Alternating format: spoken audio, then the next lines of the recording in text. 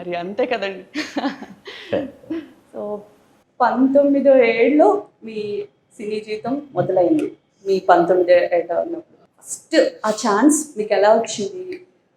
First చేసిన shot గురించి మాతో పంచుకోవాలి. అంటే అది సినిమా నేను లెక్కలోది కాదు, కానీ చెప్పుకోవచ్చు.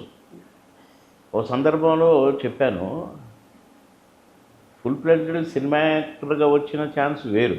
ఫస్ట్ నేను కెమెరా ముందు డైలాగు చెప్పిన సినిమా ఒకటి ఉంది. నేను అప్పుడు ఈ రేషన్ షాప్స్, కిరోసిన్ షాప్స్, నేను ఇన్స్పెక్టర్ను, ఆఫీసర్ను.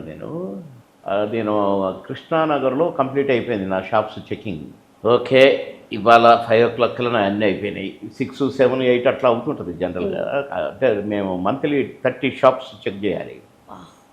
అట్లా ఇంటికి వెళ్దామని వచ్చి బండి దగ్గర నిల్చుని అట్లా చూశాను. చాలామంది గుంపులు ఉన్నారు. అంటే ఏం జరుగుతుంది అక్కడ అంటే షూటింగ్ అన్న. షూటింగా?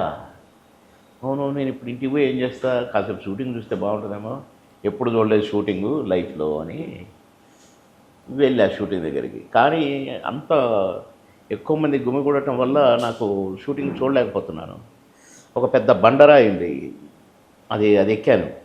ఎక్కితే కనిపించింది నాకు, ఇప్పుడు బాగుంది అని. ఆ రాయి మీద నిల్చొని చూస్తున్నాను. ఒక యాక్టర్, ఒక ఆయన సీనియర్ యాక్టరే, సీనియర్ కమెడియన్ ఆయన, డైలాగులు చెప్తున్నాడు. కట్ అంటున్నాడు డైరెక్టర్ గారు కోదండరామరెడ్డి గారు అని సీనియర్ మోస్ట్ డైరెక్టర్ ఆయన. చిరంజీవి గారికి ఎక్కువ సినిమాలు హీరోలు, గుండా, అది ఇది ఖైదీ అవన్నీ ఆయనే.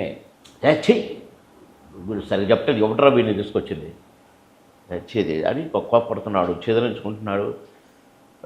యాక్షన్ అనగా మళ్ళీ తప్పు చెప్తున్నాడు.